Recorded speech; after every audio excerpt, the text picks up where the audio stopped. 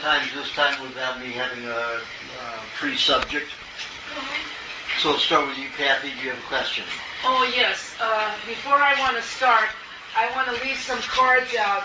If anybody is aware, we have these chemtrails geoengineering program, but they're going to have a conference August 17th through the 19th at the Wilshire Eagle Theater. And we're going to have, they'll have a little, some entertainment there. Laura Eisenhower is going to be there, the great-granddaughter of Dwight Eisenhower. Her name is Laura Eisenhower. She'll be one of the speakers along with Carnicon. This money is going towards the funding of the research of getting the equipment for Morgellons. So Joni Mitchell is one of the people that have Morgellons, if anybody knows Joni Why don't you Mitchell. put up a flyer? I have the cards. I'd like to leave it here, and I'd like to say my question now. Okay. Okay. It's online. You can, if anybody can't go, you can get it webcast. That's all I want to say. Is that okay if I know? Okay.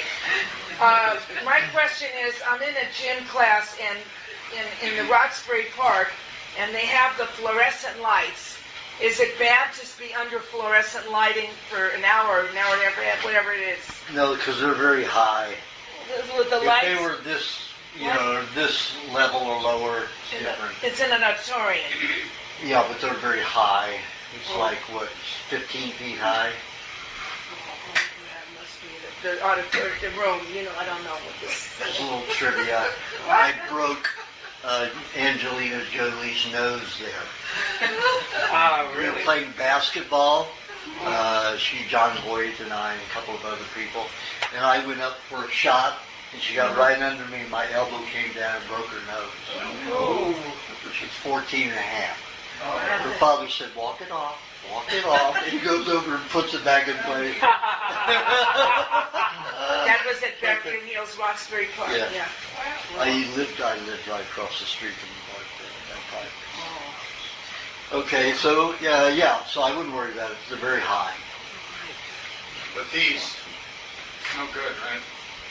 That low, not a good thing. You can get full spectrum bulbs that are like fluorescent. They're okay, just very expensive. So what would be the nearest safe distance that how many feet, roughly? Well, it depends on how long. For an hour, if they were about, let's say, 10 feet above you, an hour, it could start causing some problems. 10 feet above you?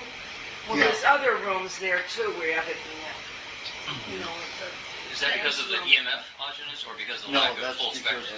because of the lack of full spectrum. Same with compound? Pardon? Same with compound question? Yes. The new ones that they try to make us buy Are full of mercury. I know that from mercury. Yeah, if you break them, you have to have your house come in and contaminated. Or you do like I did. This new place, every bulb in there is mercury, and I broke one. Oh, no. So I had to go out to my car and get my Israeli gas mask, gloves, suit, and I had to clean the whole frickin' place because of it. And then I wouldn't go in the house for 24 hours. They can inject it somewhere. Yes. You have a question, Michael? Like the legal case I brought up with you before, Ripley's versus Spielberg. What? And, Louder. I can't hear. it's a legal case, Supreme Court case, 1942, Ripley versus Spielberg, about a farmer who grew too much wheat under price controls. And he said, well, the extra wheat I'm going to use for my cows. And they came in and said, no, you can't do this, you control what you do. It doesn't that contradict your concept? It does, but there are more rulings in favor. That's just one in that particular vicinity. They got away with it in that particular vicinity.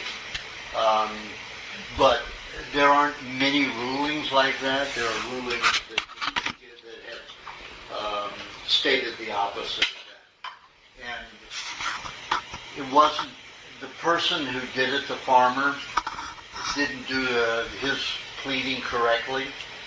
He didn't cite the Constitution as he should have, and cite a lot of other positions in favor of the Constitution and our right to be able to grow what we wanted. They were going on commerce clause in that UCC. That's not constitutional. That's UCC. He was in to the commerce because he was a head of working farm. In my clubs, these are not commercial farms. They're not licensed. They're not permitted by the state or county or anybody. Pardon? Then that's why licensing is an issue. Yep, that's why I don't have it. Any of my farmers get a license or permits. Once you're in that trap, you're in that trap. It's a bad ruling anyway. Oh, it's bad, yeah, because then they can dictate what you do. That was a bad ruling, though. That's a week before. Oh, yeah, that was a bad, absolutely. But, you know, they were all in favor of Wheaties and General Mills and General Foods and big companies, which are mainly owned by the King and Queen of England. To trust. You have a question? Sorry. You kind of know, but I was going to ask anyway. A flesh-eating bacteria. Why? Okay. You know what flesh-eating bacteria are? I think they're mutants. Yes, those are mutants, the one you're talking about, like an Ebola. Created, I think that one was created in Wisconsin, University of Wisconsin. AIDS was created at UCLA in Los Angeles, 61, 62. But there are no true bacteria that will eat up the body, like Ebola. It's the chemicals that are in the vaccines, like they put the Ebola and AIDS in vaccines, the smallpox vaccines in Africa. The U.S. government and the British government pooled together and had 125 million smallpox vaccines contaminated with AIDS manufactured. And then they gave it to all of the people. They went and donated their smallpox vaccine to all of these poor African countries. And of course, these are ignorant people. You know, they don't know, they're not educated on what's in a vaccine. Nobody thinks about what's in a vaccine. They automatically believe that it, you know, restricts and prevents diseases. And there's absolutely no research that proves that. In fact, Pasteur proved it wasn't true. Every animal, every human he injected died. Absolutely every one. But what they learned was they put formaldehyde in a vaccine. That's what they did first. It stopped the anaphylactic shock. It was killing people. See, when the body registers that much disease in the blood, the body says, oh, I'm dying. Because you have this mass amount of poison, diseased tissue in the blood where it doesn't belong. The lymphatic system is supposed to prevent it, but when you inject it into the body, it gets right into the bloodstream. So it caused anaphylactic shock on every animal. Then when they put the formaldehyde in it, it lowered the incidence of immediate death or death within a few days by 50%. So they needed to lower it more and more. So they have all these pools of poisons which distract the body from the disease that they're putting in there. And disease is a small part of it.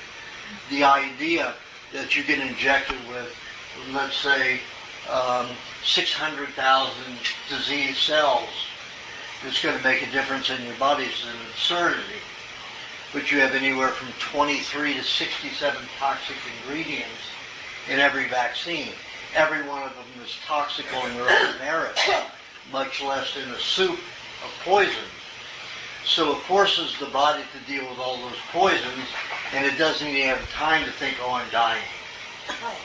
60,000 cells won't do that. When Pasteur was doing the concentration of diseased cells that he would put in there, along with pus. And that's a problem, too, because those are white blood cells. And white blood cells are like red blood cells. They have to be blood type familiar. So, injecting that kind of contamination at the rate that he was, which is probably about 6 billion, parts per ounce for 5 millimeters or centimeters of fluid. It was pretty concentrated. And he did various amounts to try to experiment, but everybody died. All of the animals. Not one ever lived in any of his experiments. The whole thing about Pasteur was that he pasteurized. He had a friend who had an orchard, and a fungus got into his orchard because he overwatered it. He didn't care for his property properly, and he was new at having a vineyard, so he didn't know what he was doing. So Pasteur said, "Well, let's, before all the mold eats up your grapes, let's take the grapes, because they had already been picked, so the mold was spreading fast, and let's pasteurize the grapes and then crush them." And that stopped the fungus. So this guy, he was about to lose his land if he hadn't been able to sell his wine at that particular season. So he was able to sell his wine. It was a very poor wine, and it was only sold to the poor and the decrepit, and they for pennies, but it was enough to pay keep his farm going, and it certainly was not consumed by any connoisseur. Anybody who had money wouldn't touch the wine. So basically, the medical profession, especially Rothschilds and Rockefellers, jumped on it.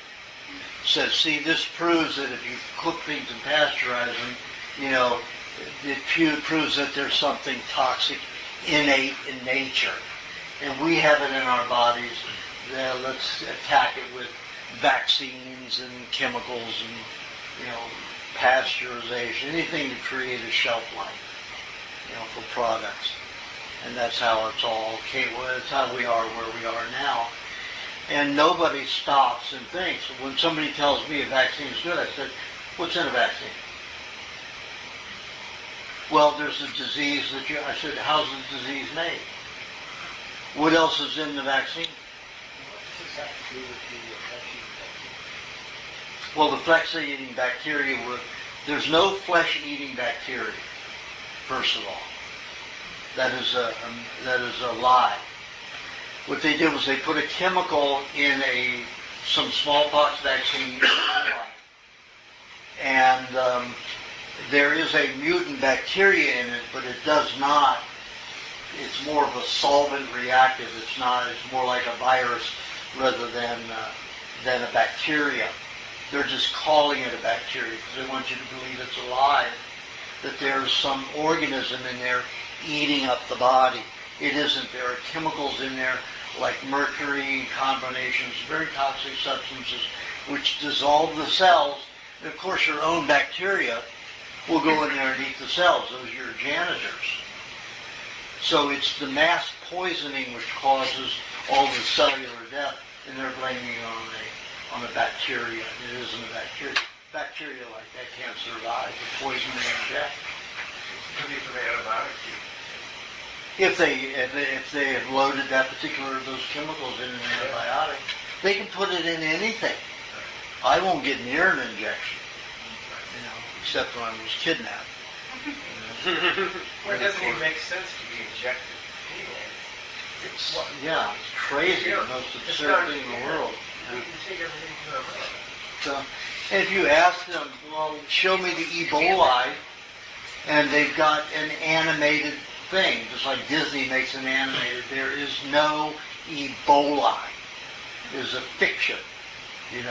They put these poisons that cause massive dissolution of cells.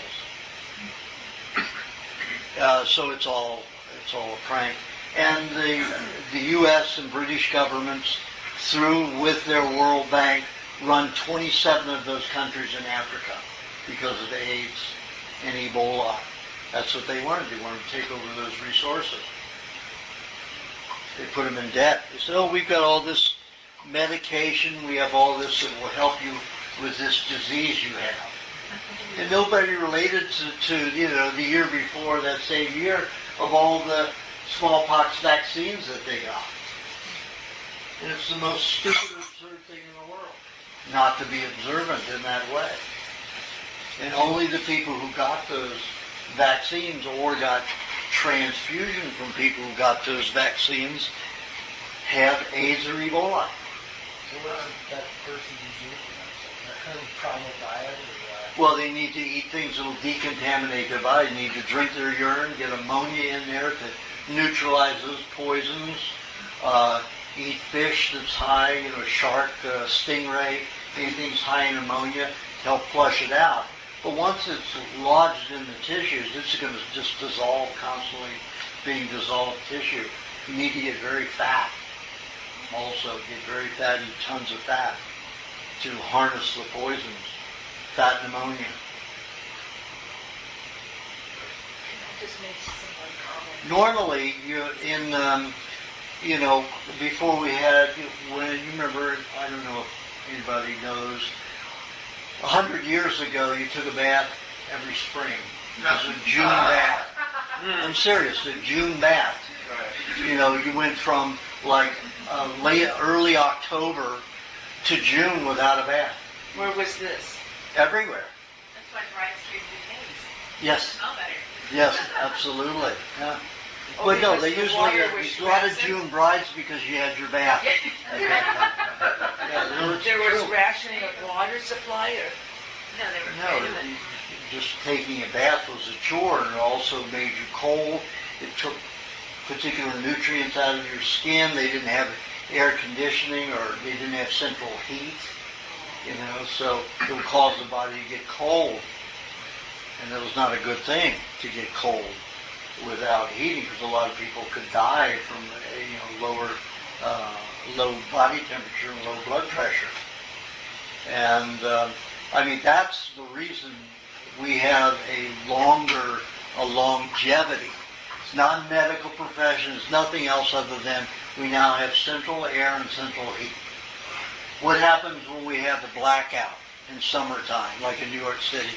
How many people died in 24 hours without air conditioning? 234 died in 24 hours. oh my gosh. How many died when they lost heating in the winter? 430, what was it, 431? Something like that in 24 hours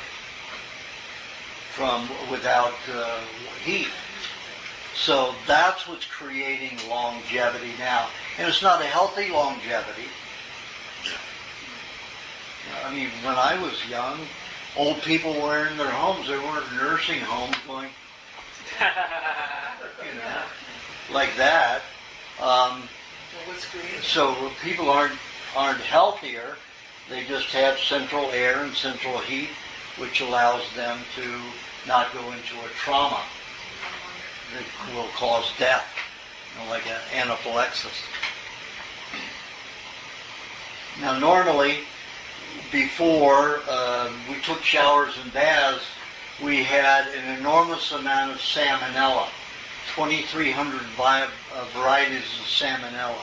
Salmonella is an aerobic bacteria. It lives in oxygen. So it isn't an internal one. Right now, if you took a cotton swab of your nose, you'd have more salmonella in your nose than you would in your rectum. You have more bacteria in your nose and your mouth and your eyes and your ears than you do in your rectum.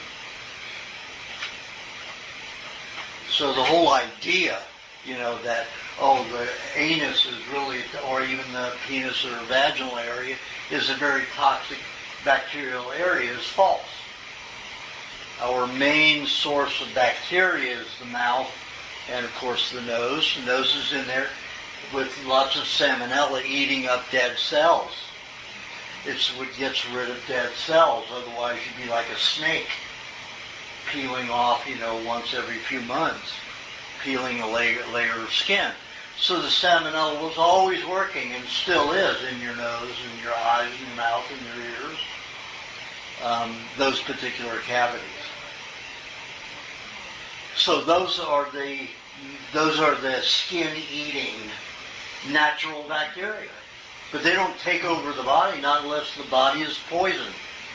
It takes an industrial poison to damage enough cells in the body for the body's janitors to overwork. But it's still not the janitor's fault. They're just dissolving the dead and damaged cells. They're just dissolving the dead and damaged cells. Do you have questions? What about tetanus? Tetanus is highly toxic and another, What would you say? bullshit thing. Yeah. So say if your kid got a puncture wound, like Put lime juice on it. a deep one, Yeah, just put some, you can suck it out if you want. That's a good thing to do, suck out any of the iron, any of the rust. But just put, swab the area about every 3 hours with lime I'm juice. sure there is. Lime juice will surround the metal poisoning, the rust, so that it doesn't activate. See, when any foreign substance gets inside the body, that's okay. You do what you have to do. I can speak over and I can repeat. It's okay. The rust or whatever it is needs to be dissolved, to be removed from the body. And a lot of times those particular substances like rust, which is, a decomposing iron, decomposing metal, that's what rust is decomposing.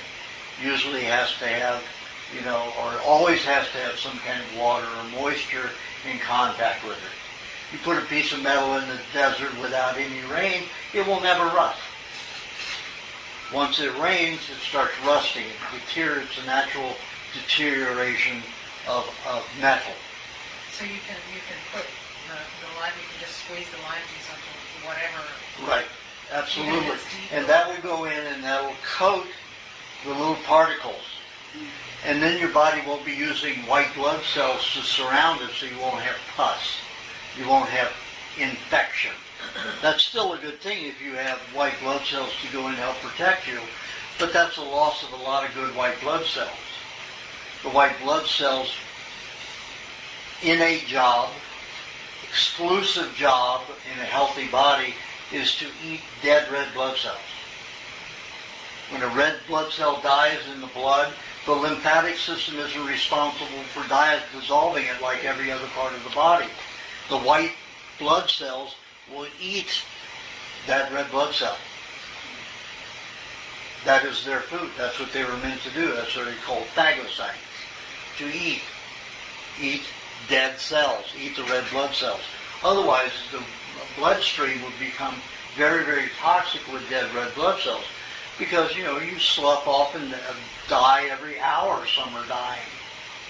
And those white blood cells are there to eat that and to relieve carbon dioxide, carry carbon dioxide. The red blood cell is strictly for carrying oxygen to the cells.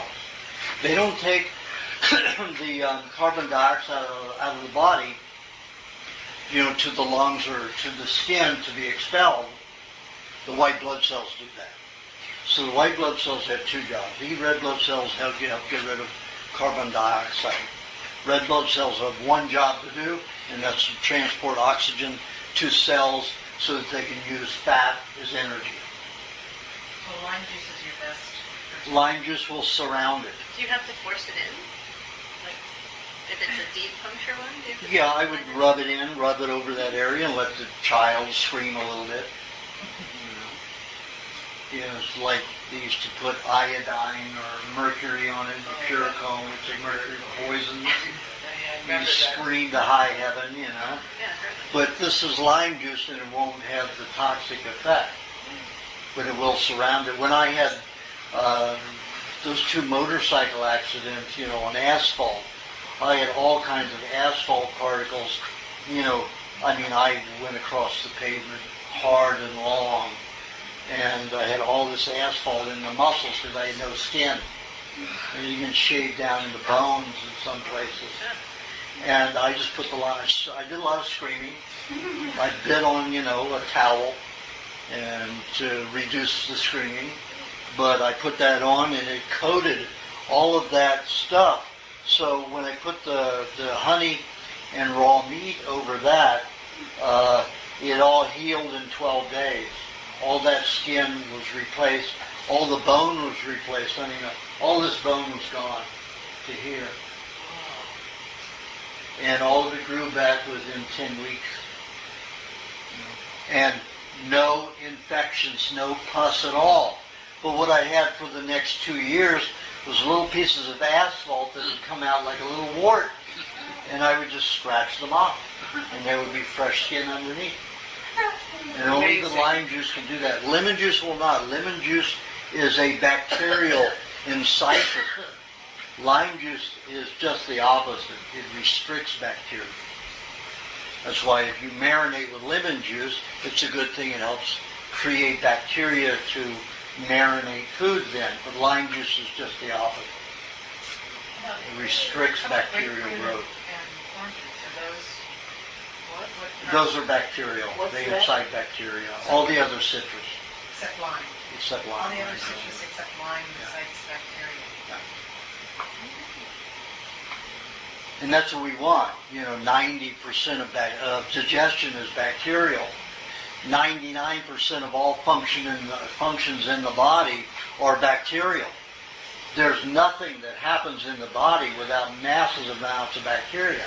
So the whole idea in a vaccine that 60,000 disease cells, which are in just even half of a pinprick, that's going to make a defense in the body is absolutely stupid, absolutely ludicrous, insane, because it just takes 60,000 cells, healthy bacteria just go in there and neutralize them instantly. So the whole idea that creates immunity is absurd. In fact, it just does just the opposite. If you look at the tests that were followed or the records that were kept in 1958 in 3 states and 1 county. After that, the federal government said it was illegal to keep records on cases of vaccine, and it's still in effect.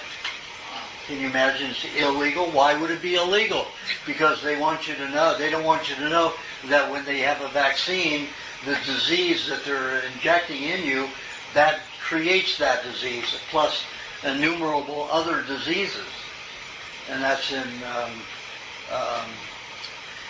Appendix D in my book, We Want to Live. Okay, do you have questions? On your website, you have a list of foods that you would put into a survival kit. Mm-hmm. And so I was just wondering if you would talk about how you would use those foods. Like give a sample menu or something, or it's very different than because I eat a lot of milk at the moment. So that there's no milk here. It's like there's cheese and eggs and bacon. You wouldn't have milk on a situation like that unless you had a cow or a goat. No, I don't. So I'm wondering, how would you use that survival? Well, the main 2 things would be lots of butter. Okay, even if the butter turns into blue cheese, it's even better. You'll digest more of it. When you eat butter, normally you're digesting about 70% of it, so you lose 30% in efficiency. If you let it mold, like into a blue cheese, even though some people may not like the taste of blue cheese, and you make roker dressing with it, then you will be digesting almost 96% of it. Big difference. So having moldy cheese and moldy butter is fine. They'll keep. I kept them up to a year out of the refrigerator. On the cheese, though, because of the white spores that grew off the top, now the spores are aerobically incited, and it's like a mushroom. They are tiny microscopic mushrooms.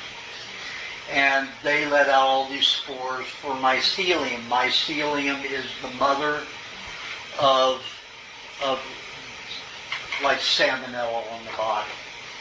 It goes into the ground, it eats dead roots, whether it's grass, trees, whatever.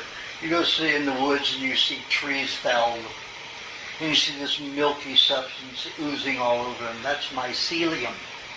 When it's finished working, it will grow mushrooms. So the mushroom spores will spread, and it finds a group of dead roots. It will take effect there. The mycelium will grow, and you have this milky substance in the ground eating the roots to decompose it so that it becomes nutrients for other plants, other roots. When you eat that, even from a cheese, it can incite a heavy detoxification of your neurological branches, of your bloodstream branches, of your lymphatic branches, any network in the body that is dried out dead. It can cause that to start decomposing, and that's a good thing, but sometimes it can be very debilitating. So, and it's okay to eat the mycelium. The mycelium doesn't go rampant like that. But when you eat the spores, it can cause it. So even though you don't have to remove the white on the inside of the cheese, just scrape the spores from the outer, the mushrooms off from the outer part of the cheese. And you eat that's on the inside, the mold that's on the inside, and that's fine. Can I ask why the dates and figs in particular? Pardon? Dates and figs in particular were part of that? Well, dates incite longevity and health. There's niacin heavily in dates. It also helps butter digest. In combination with butter and honey, butter and dates, if you eat, let's say you eat 6 of them 2 days in a row, your hormones are going to be increased, you're going to get more sexual. They're very powerful concentrated nutrients, dates. And you only need to eat 3 a day with an equal amount of butter or cheese or both. And that can keep you stable for many, many hours in a day.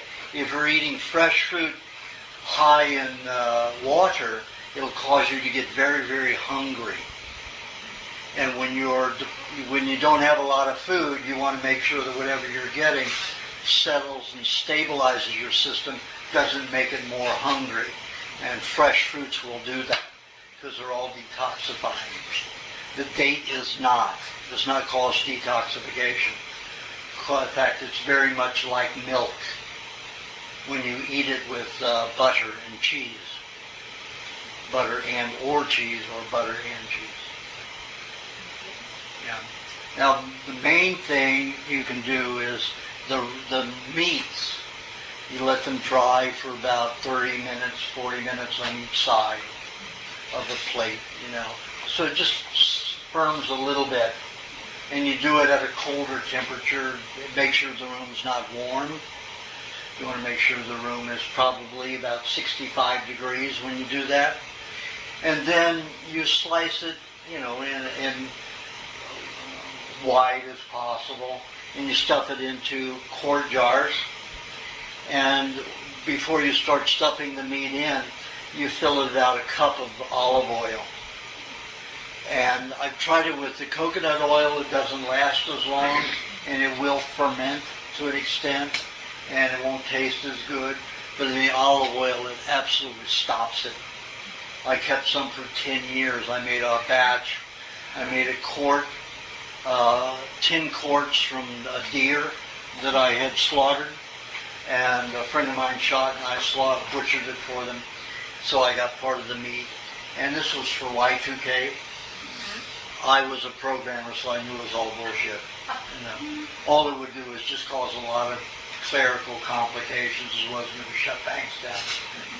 But, Microsoft and Ross Perot made a bundle because they got to reprogram things. And right away, with lots of money, triple the price or quadruple the amount of money than normal. Because it solved problems before it happened, but it wasn't going to shut anything down. But I took advantage of it, so I made 10 quarts of it. Each year I opened a quart. At the end of 10 years, that was in the olive oil, almost like it was fresh when I opened it. So when you stuff it in there, you'll see the olive oil coating everything and getting high up. And then when it comes to the point you need to put more olive oil in there and stuff more meat in there till all the meat's coated and covered. Then I took beeswax, beeswax with honey in it, and I put the top on it and then put the lid on tightly. And that's the way I canned them, jarred them, to preserve them. And, if you're not heavily active and you're in a situation where you need, you don't have a lot of food, you could eat, a third of a pound a day and do quite well, very well, as long as you're not physically active and doing a lot of exertion. And then you have the dates and the honey and the cheese, the dates, the butter, and the cheese along with it. Honey is always something, if you start feeling like you're not digesting properly, then you can always have a tablespoon of honey here and there to incite, digestion, help your enzymes. It doesn't help bacteria, but it helps you produce enzymes for digestive enzymes. I think those were basically all the foods that I had that were main. There were also figs on there, and I was just curious why they were figs. Figs, because some people will have a tendency, because they've been on bad diets for very long, to become overly acidic, especially if you're drinking your urine to recycle your proteins. So you might get overly acidic. So figs are the highest alkalinizing fruit there is. And because it would be dried figs rather than fresh figs, you don't have a lot of water to start to incite detoxification. It'll act like a date as long as you're eating with cheese and butter again. So those are to be used as a medicine. Dates can be used as milk as long as they're eaten with cheese and butter or cheese and or butter. Okay? Yes, thank you. You're welcome. Do you have questions? I'm moving to Washington soon to study agriculture, and I was wondering if you knew of any adopted... Why would you go to Washington? Because Washington State. Yeah, Washington State. Yeah, I know, but that's, you don't have as much growing season there. Yeah. But what about there? I was just wondering if you knew of any, dog food organizations there. Yeah, there are a few. Okay. Where in Washington? In Olympia, Washington. I don't know anyone in Olympia, but there are plenty of farmers where you can get in touch with them.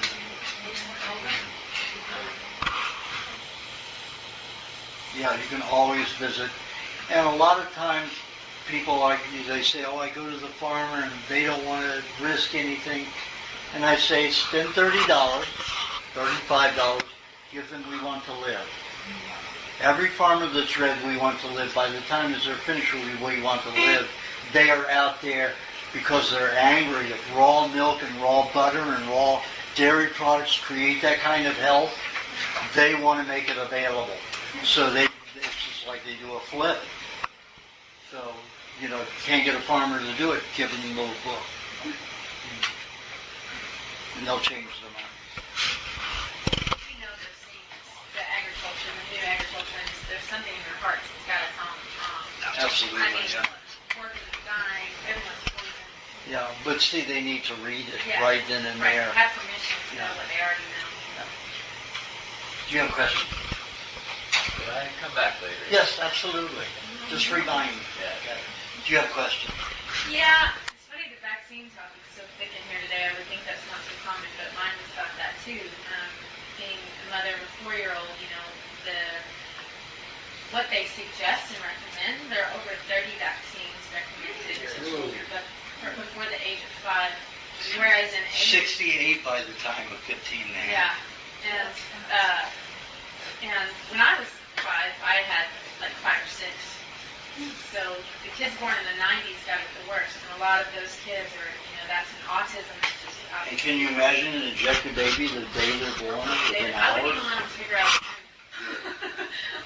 But my question is, I have a lot of mothers in my circle who they're just scared, they're scared not to do the right thing, but yet their kids are Asperger's, and they're basically, the vaccine damage, when you look up the definition of heavy metal toxicity, Right. they're the same. I mean, like, in terms of what the effects are.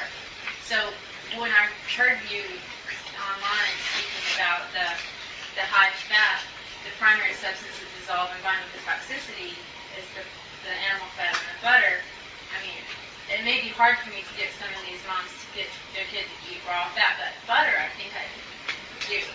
So will butter be enough, just like massive amounts?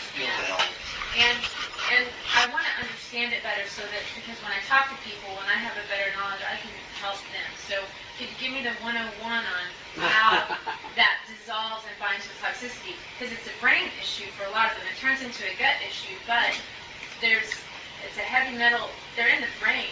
The mercury and aluminum and the barium and all this, it's disrupting the right and left hemispheres. I turned autistic at 18 months old from a tetanus shot.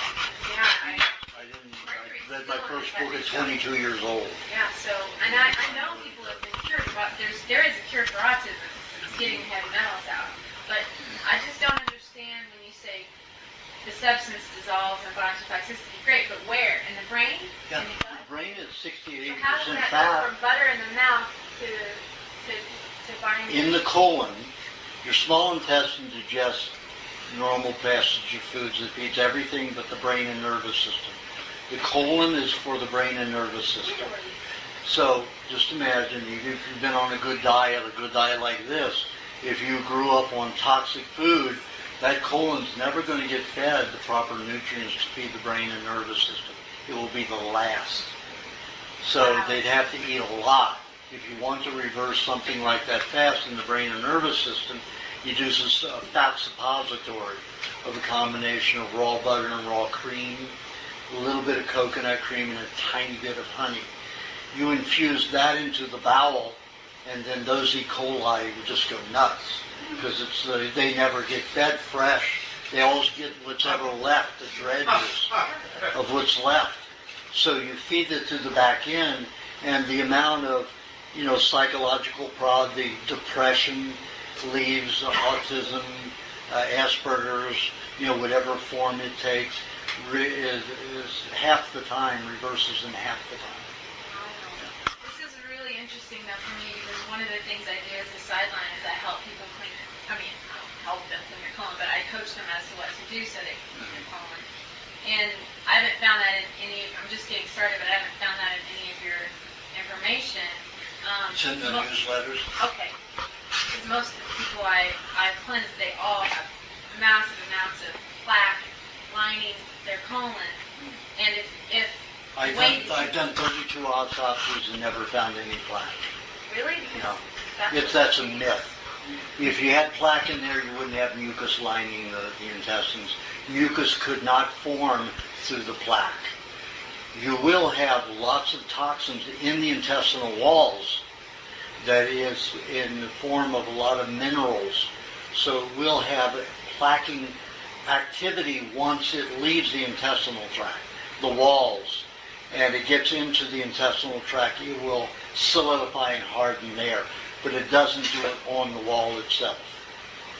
That's a myth Well, what that they're has been passing created. is shaped like a cone. And my theory is like, it's not plaque, whatever, it's like it's hardened mucus. Like the mucus. Yeah, it's hardened mucus. Okay, so that's what I call plaque. When the toxins leave the colon wall, enter the mucus, and then harden while it's in there in the aerobic environment, then it hardens, it solidifies there, like plaque on the teeth. Is that because they're doing a fasting thing that creates that or makes it do that? Well, your body does it all the time, anytime. Oh, it does. If you're eating normally. I do not like colonics because you wash out all the bacteria. And that's one of the worst things you can do, because then you're not feeding the brain and nervous system. The E. coli, and that's mainly what's in the bowel, breaks down the fats and proteins to that finite molecule to feed the brain and the nervous system. That's why when people eat high meat, they're eating it already bacterially decomposed. So when they drink it or eat it, then it's automatically feeding the brain and nervous system, and they get giddy and happy. So eating rotten meat is a good thing, to get rid of, even long-term, incurable psychological problems, emotional problems. But if that mucus is lining the colon, and the colon is fed through, the colon is feeding the brain and the nervous system. It's just like mucus in your sinuses. But isn't it good to clean it if Absolutely, if you're getting rid of that, it's got to go through that than to feed you rather than having a fresh start, because people, they're having better health, after doing it. But I do liver too, liver touches too. I don't know if it's that or both. Yeah, I know about those. Yeah. They can do a lot of harm Yeah, to some you don't people. do the whole series. I don't know. But you don't have to do that. If you're eating coconut cream, That's it doesn't have to harden. right. That mucus can stay soft. It doesn't have to turn hard. Right. If you're eating raw fats, it doesn't have to turn hard.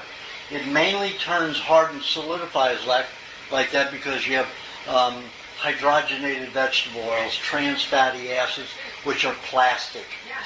Your body uses minerals like calcium, phosphorus, potassium, and magnesium to bind with those molecules so they won't be reabsorbed into the intestines. Same in your mouth with your teeth. The poisons leave your brain, out the gums. Your body uses the minerals, those minerals, to bind with it so it doesn't get reabsorbed into the dentine or into the gums or into the tongue or the rest of the mouth. And that will create coating on the tongue. Coating on the tongue is a good thing. That means your brain is detoxing poisons out the tongue, and your body is using minerals to chelate with it so it doesn't rupture your tongue. You see, the people who don't have coatings on their tongues and they have a detox of their tongue bleeds or turns blistered. That means you don't have enough minerals to bind with those poisons that are detoxing through the tongue. If you have a coating on there, you're safe. Even if you swallow it, your body won't reabsorb it. It'll pass it through the intestines.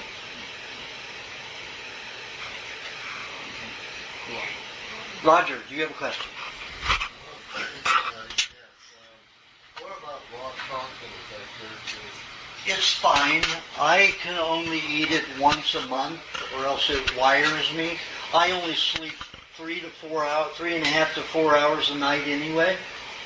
And if I have that, I won't sleep hour and a half a day. So I have to, and it will make me tired, and it can make me a little irritable. So I have to limit it, and I do enjoy it, and I'll enjoy it once a month. What about every day? You just see how it makes you feel. If it doesn't wire you, if it doesn't make you irritable, then it's fine. If it's making you irritable, does that mean it's just not your adrenals? Not adrenals, it's stressing your nervous system. Nervous. Just from that, you mentioned that no animals eat chocolate in nature because without sweetness it's disgusting anyways. Well, I don't mind eating things on a rarity that aren't what other animals eat as long as they're not poisonous. And I can eat the chocolate once a month without it poisoning me and causing a problem. And I like it, and it does stimulate neurological activity and brain activity. So I take it as a medicine, and it's enjoyable. That's Stevia too, does that Well, stevia is a leaf, and you don't digest that anyway, and you have to use a lot of it unless it's heated and powdered. So stevia is not a good thing. But Use honey and dates if you eat to it sweeten.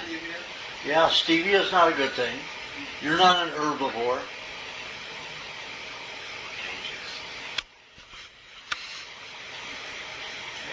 Do you have a question? Yes. Do you have a question? Yeah, I'm considering moving up to Washington. Washington State? Yeah, or Oregon or someplace like. Probably start a farm and grazing all that. I have a little concern that we've got this plume of Fukushima coming over, and that's one of the hottest places. That's one reason I'm like going, but there's got to be some way to handle the radiation. Well, let me tell you, I've got people who are buying land up in the right outside the Ozarks in Missouri and Kansas. And let me tell you, they got 187 acres for $200,000, and it's incredibly beautiful land. And I just spent 5 days there when I left St. Louis and went down there. Spent 5 days on the farm getting warm milk twice daily, right out of the cows. But you got the Roundup down there. You got in the air. I mean, it's horrible. No, not in that area. It's like prevailing winds coming from the Mississippi Valley. No, it depends on where you go. Okay. And these are rolling hills up high, not at the top peak of the Ozarks, but all down around, and nobody, not even the walnut plantation that's there, they don't even use any chemicals. Yeah. What is the name of this place? I don't give it out publicly, but you can email me and I'll give it to you. Well, I was actually looking at Arkansas, Missouri also, Yeah, and there's a lot of primal dieters who are setting up there now. So I guess the question is, how do you handle radiation? Well, I gave it in my one of the newsletters. What to do about it, how to handle it. So I should come up with another question. Yes. Okay. I'll be back in a few minutes. Okay. I drank some fruit juice, and it was fresh and squeezed. It was like grapefruit. So I figured, well, I've been on this more diet now for a bit, and I figured, no big deal. And then all of a sudden, as I got up, I had a sharp pain right here, and then it started coming over to the right. And then I said, well, let me drink some cream, and it subsided a little bit. But I still have it. I'm walking a little crooked because of it, too. So I got this sharp pain right here. Yeah, you just ripped what little fats you had in the kidneys with the fruits. That's why I say never drink fruit juices. So what do I do about now? Put a hot water bottle on the area and sip cream every hour. At least 1 tablespoon of cream every hour. What about, I was thinking about having, what do you call it, the clay? Clay won't help that. Cheese and honey will help that. Cheese and honey and cream. It's so bikini. Yeah, so you could eat like a tablespoon of cheese with half a teaspoon of honey every hour. Or have a tablespoon of cream, or alternate. 1 hour have the cheese and honey, next hour have the cream, and just keep rotating it like that. Cheese and honey, not cheese and butter. Pardon? Cheese and honey, not cheese and butter. Cheese and honey. Cheese and honey, yes. Has she had cream with that grapefruit juice? Would that have solved the problem? Yes, then it wouldn't have been a problem. Could we cream with that? May have demineralized her, but it wouldn't have stripped the nerves of fat around the kidneys. You were a vegetarian for a very, very long time. I just craved it so much, and I was like, it's like really good. Why didn't you put cream with it? Did you have? Why didn't you drink the cream first if you wanted to just taste it? I didn't think of it. What fruit juice? Well, now you know. Now I know. What did you have? Cranberry juice? No. Grapefruit. Oh, grapefruit. Yeah, it had like it was concentrated from the squeeze, fresh squeeze, but it was concentrated from the Payback's a bitch. I know. Well, thank you. You're welcome. Do you have a question, Jim? Jim, let's thank Jim for a comment. Thank you. My questions pertain to trying to do a weight loss, which I really haven't done in probably about 8 or 10 years or something like that. Can you still take lymphatic baths? Yes. Can you have the pineapple and all the coconut and that whole thing? You can still do everything, but the main thing is you can have your fruit do it a little differently than I have in the book. Have your sport formula, and then you're going to eat the little bits of meat all day long. But when you do the bath, you make sure you have a half a cup of the sport formula before you get into the bath. A cup while you're in the bath, sipping it, and then a half a cup when you get out. That way you won't dehydrate. Which sport formula are you speaking of for these baths? Like pineapple in it or just tomatoes? You have, in a sport drink, you have 3 main cups of at least 2 of these 4 items. Tomato, watermelon, cucumber. Those are all pureed, they are not juice. The other alternative is whey, liquid whey, from the runoff of making cheese. So you need 3 cups of those. It has to be at least 2 of them. You can have all 4. You can have 3/4 of a cup of each to make up your 3 cups. And then the other cup ingredients are, or is, the tablespoon of vinegar, unless you're an athlete, and a big guy like him, he could have 2 tablespoons of raw apple cider vinegar, and 2 tablespoons of lime juice, 2 teaspoons of lemon juice,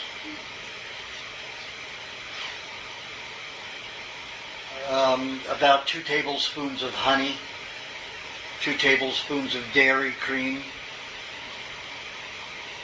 2 tablespoons of coconut cream,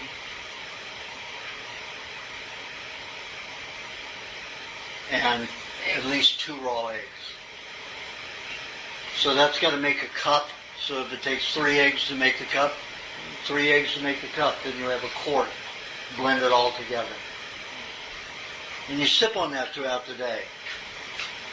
My champion athletes, their opponents will be sucking all this water down, and water has no nutrients in it. It's a solvent. So it starts breaking down and diluting their blood and their nutrients. So and my athletes will just sip on a quart of that over a 5-hour period, maybe a quart and a half of it, and they'll just start wiping them out because the other people have no stamina by sucking all that water. So on the weight loss thing, when you say a sport formula, you're talking about like first thing in the morning instead of the juice? Or I would say always have cheese the first thing in the morning, no matter what, to absorb the poisons in the stomach, lining. And then normal days have the juice. Pardon? A normal day, that would be juice. Yeah, the juice after you have the cheese. Okay. And then, so where does the sport formula fit in? Just sip it all day long. I see. And alternating with meat when I'm hungry. Correct. And make sure that you let at least a half an hour pass after having some sport drink before you have a meatball. Okay. Okay, so that's, and then, so there's some milk before you go to bed. What kind of watermelon do you take out? The watermelon, you have to have a certain way. Well, I suggest you don't eat the very sweet part of the watermelon. Peel off the green and eat all the rind all the way up to the seeds. You're the only person I know that can pass up on the sweets. I get leg cramps and hand cramps if I get too much sugar. So I can't handle it. So you cut off until the seeds. Yeah. Okay, even you can, if you don't mind removing the seeds, you can have all the way up to where the seeds begin, all the way down. But then from the seeds to the center, I won't eat. So I can have milk before I go to bed. And then what if I wake up? I'm sure I would wake up in the middle of the night, like 4 or 5 or something. Suck an egg. But doesn't that sort of get digested and vanish in a half hour or so? It'll still, the blood has to go 5 hours without nutrients to cause a protein deficiency. They have the red blood cells start eating each other for protein. So every egg would last 4 or 5 hours? Well, you could eat 2 of them for your size. Eat 2 of them, go back to sleep. And now, if you can't sleep, then have another half cup of milk. Okay, and no honey? No honey. Okay, and milk throughout the day, forget it at night? You drink the sport drink. I mean, if you, let's say your nerves are getting a little frail, then have a half a cup of milk sometime during the day. And if somebody's on a weight loss, can they have high meat just like normal, you know? Absolutely. But you have to have... Milk or just They can have only high meat if they like. I have several people that only eat rotten meat. They won't eat fresh meat. For example, I have a fellow who was antisocial, probably the most negative man I'd ever met in my life. Bear of a fellow, 6'1", and I mean built like a bear, depressed his whole life, antisocial, and he became a landscape artist so he didn't have to deal with people. And he went on and off the diet for a year and a half on and off, and I said, listen, called himself Tarzan. So out there in the trees, trimming trees and stuff. So I said, Tarzan, you know, you have to try the high meat just one time to get out of this depression so you can stay on the diet. Already a difficult diet, you know, antisocial diet. So he tried it. He didn't call me and tell me that he tried it. So I saw him at the next workshop about probably 6 months, 5-6 months after that. And he had 3 girlfriends. This guy hadn't had a girlfriend probably ever in his life. And wasn't gay, just didn't like people. And here he had 3 girlfriends, and they were all 10 pluses. And he's only a 5.5. But he only eats high meat. He eats 2 pounds of rotten meat a day. He only eats the high meat because it makes him happy, it makes him funny, charming, everything. Changed his life just like that. So he will not eat fresh meat. It's been 6 years since he's eaten fresh meat. Can you have the high meat even if you're not depressed? You can. It still feeds your brain and nervous system better. Just, you can't have it, you know, the time of sugar, you know, like fruit. You have to wait until... Oh, absolutely. At least an hour away from fruit. And vegetable juice. Sometimes even longer away from vegetable juice. On the high meat, can you make that and not put it in the fridge, or is it? Somebody mentioned it the other day. I thought, oh my God. You know. No, I've got that in the book. You can make it in or out of the refrigerator. It makes it 3 times faster if you don't put it in the fridge. But it's going to come out the scent into the kitchen. Well, yes. You have to take it outside and open it every day or every other day. It isn't like in the fridge where you only have to take it out every 3 to 4 days. Otherwise, it will outgas in your house. And if you forget, the odor will remind you. Do you have a problem with that meat with roommates and they complain about the smell of the high meat? So Then you weren't opening it outside and you weren't opening it often enough. We open it every day outside. Outside? Yeah. And still? Then you weren't tapping it properly. Okay. But then we decided to keep it outside. Yeah. But then it got maggots. So. Hey, that's fine. Eat them. Yeah, eat them. Wonderful. But see, that's because they got light. Light is that? Sunlight, yeah. I kept mine in the refrigerator a long time, so it's okay to take it out now and then. Yeah. So we started moving again. Well, what I tell people to do is get a box. If you're going to put it outside, put it outside of the light. Otherwise, you can have lots of little creatures growing in it. What kind of jars do you use to keep the scent out long enough? Because just these ones, that's what we have, and the smell just right through. I don't know. I just make it very tight when I tighten it. I don't have a problem with it as long as I tighten it. Okay. Seal it with wax. No.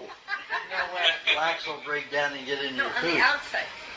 Oh, outside? Yeah, I mean, if it's having Oh, problems, you just seal no, the you could always outside put of it in a plastic bag if you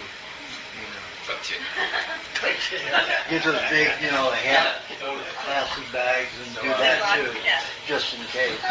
So on me, during the weight loss, any other tips or caveats? Don't stay on it too long. You've really lost weight everywhere but here. It's only here where you're very large still. You've lost weight everywhere, your face, your neck, everywhere. So I wouldn't do it too long. You lose 4 inches off your waist, stop. I would never take more than that. Now, when I do my weight loss, it isn't a matter of choice. When I go to Asia and I just can't get all the butter and cheese that I want, I lose weight. I go from, when I leave here, you can see that these are very tight now. I'm building it up, and these are a 35-inch waist, so I'm up to about a 38-inch waist now.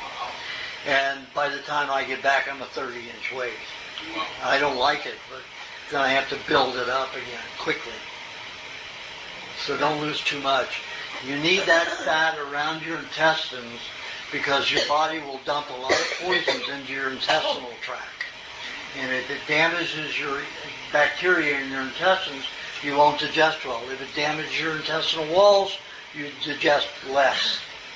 So it's best to have plenty of fat there, so when the body sends poisons to the intestines to dump them, you'll have the fat to mix with it.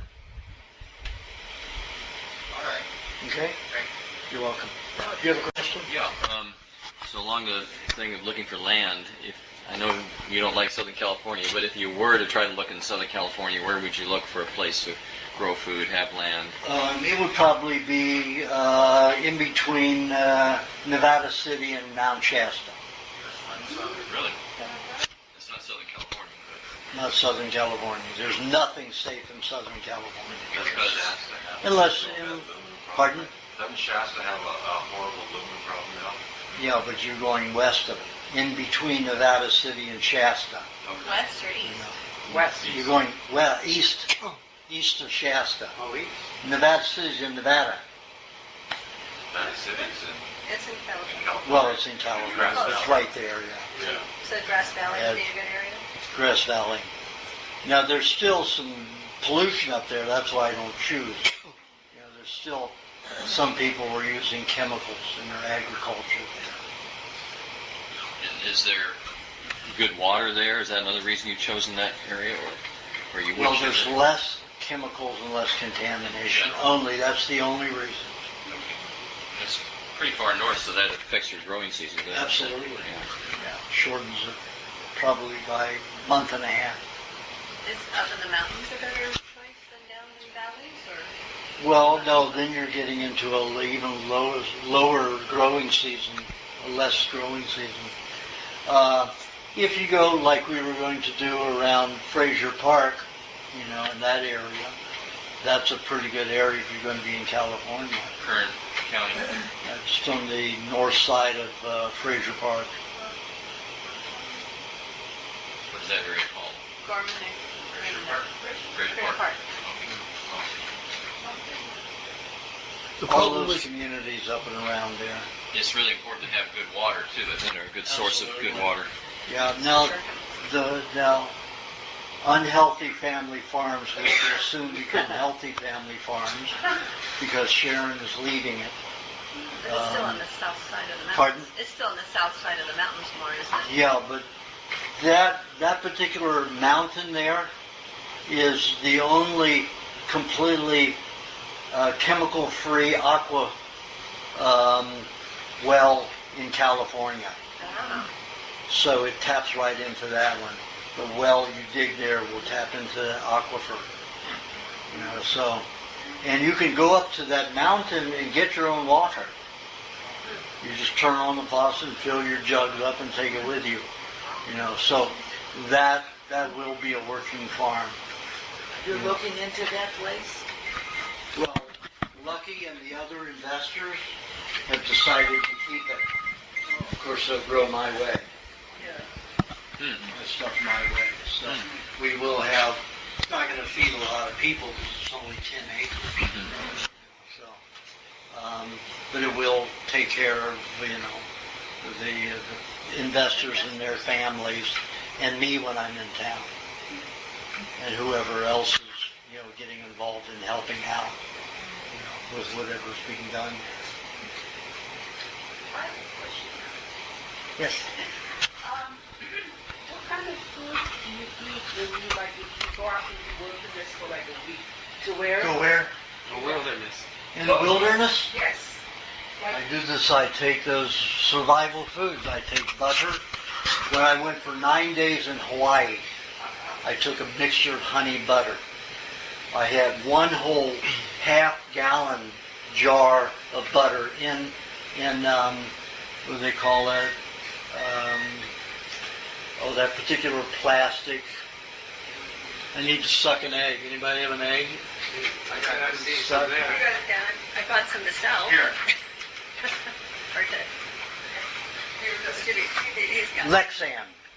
Lexan. It doesn't leach easily. So I put about probably 4/5 butter and 1/5 honey. And I mixed it all in there. It didn't start fermenting until the 9th day that I was in. And I was backpacking all over the Big Island. And I did go into markets once in a while and get some organic beef. I didn't jar any of it to take it with me. I was living on a lot of avocados and some meat and the honey and butter. But that's what I do. That's the city. I'm saying the whole. No, I was out in the jungles in Hawaii. I was down in Waipio Valley. I had to travel 25 miles to find a store. So, but you can take dates and the butter and honey, cheese. Make sure you have lots of cheese with you. No salt. Never salt. Let's just take a minute to suck this. Everybody know how to eat raw eggs? Oh, yeah. Right out of the shell? Aajonus, you don't eat it raw, do you? No, I'm going to cook it. Okay, good. I feel much better. I'm going to soft boil it. I'll put it up here. Soft boil it. Hold your mouth for a couple minutes. But what I do is I break the integrity of the fat end with a tooth. I mean, you could do it with a rounded end like this and do it. You see, it's just... You have to do it with put it in a jar and drink it down? No. It's just that it will digest quicker and easier and get to my brain faster if I eat the egg white first.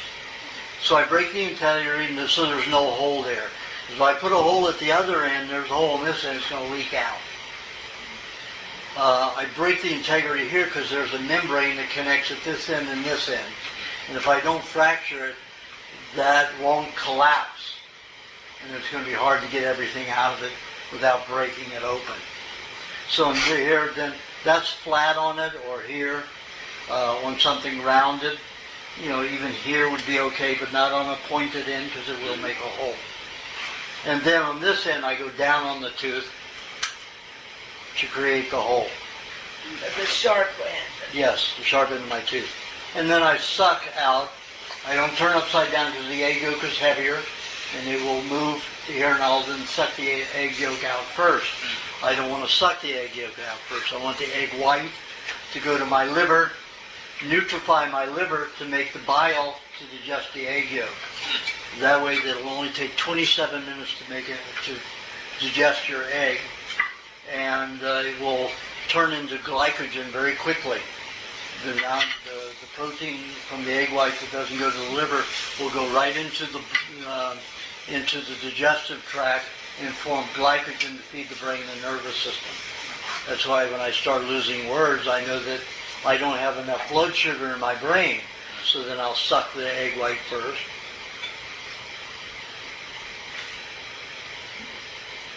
Is it rotten egg okay? Absolutely. I was doing that in China. I was driving once, and it's like, it tastes kind of funny. It's like, oh, God. Actually, I find that they have a nice salty taste. This one wasn't salty. Were you eating theirs or yours? I was from the village. Oh, those are... You get a big basket, it'd be like 200 eggs in it. Yeah, but those are put in clay and dirt. It isn't the same as ours. Clay and dirt is okay. They just got regular No, eggs. they just don't. They don't have a lot of bacteria in them. They're mostly broken down with fungus. Doesn't the fat and egg yolk make the bile, release bile too? I thought the bile is strictly fat as well as. Your liver makes bile to digest fat. Right. I thought you said you could be sure that you did put the white chart first because protein triggers the bile. Yes, so they said. Okay. So I just didn't know why, because sometimes I'll probably raw yolk by itself, but that's not good. Not a good idea. Because You won't digest much of the fat. It takes protein to digest the fat properly. And vice versa.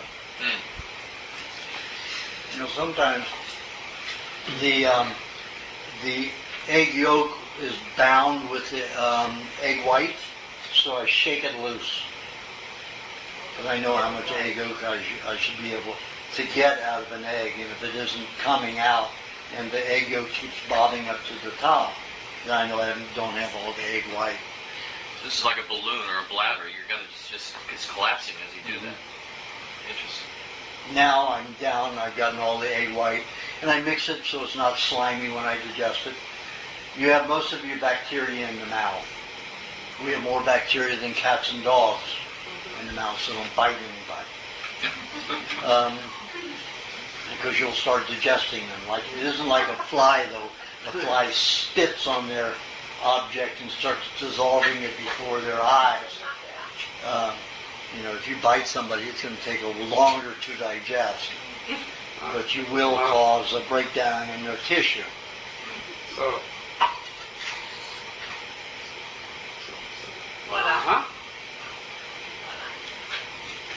See the membrane collapse. If I hadn't broken the integrity of the shell, it would not have collapsed inside. So I've eaten every bit of it. Yes. Well, when I hit this end, I'm not. If I were to suck out of this end where I fractured it, I'd be getting pieces of eggshell. Once in a while, I'll get a chip of eggshell, and I'll just swallow it. So, not the pointed end is where you crack it first. No, the fat end is where you fracture. No, the pointed end is the pointed end is where you make the hole. Okay? Do you have a question, Fred? Yeah. Anytime I get lots of sun, for a couple of days afterwards, I'm usually completely drained. I was just wondering why, or is there anything I can do to mitigate that? Some people, when they get sunshine, it will drain them of energy. Why that is because all of a sudden they've manufactured a lot of vitamin D that can now clean the bones and cartilage. And that takes all the nutrients that the body can handle. So it's not a bad thing. No, that's a good thing. Yeah. So I shouldn't try to fight it or do anything about it, just enjoy it? You could dampen it a little bit by putting milk on your skin. Okay. Then you won't manufacture quite as much vitamin D. Okay. Not on your scalp, though. Yeah, you can put it everywhere. Milk on the scalp, I've been experimenting with that for 3 years with different people. It does thicken the hair, doesn't necessarily help new hair growth, like butter, a combination of butter and bone marrow does. That'll help regrow hair. I'm just not vain enough to bother with it. So milk will actually thicken the hair? Yeah. Actually thicken the hair shaft. But not produce faster hair growth at all. Now they In also other words, new hair that's, you've lost, Yeah. it won't help regenerate new hair.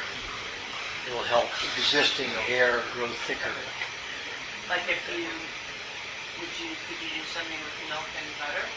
Put like a mask on your scalp? Well, that would probably help regenerate follicles. Really? But if you're putting half bone marrow and half butter on there, even better to help regenerate. I know a lot of people who are vain enough to do it. I'll do it once a week while I'm here getting a massage. I usually get a massage once a week while I'm here in town. When I'm traveling, I don't get any massages. When I'm in Thailand, I get massages with butter or coconut cream, just not bone marrow. So I will put that on my scalp or the massage therapist will put it on my scalp when I get a massage. But I don't care enough.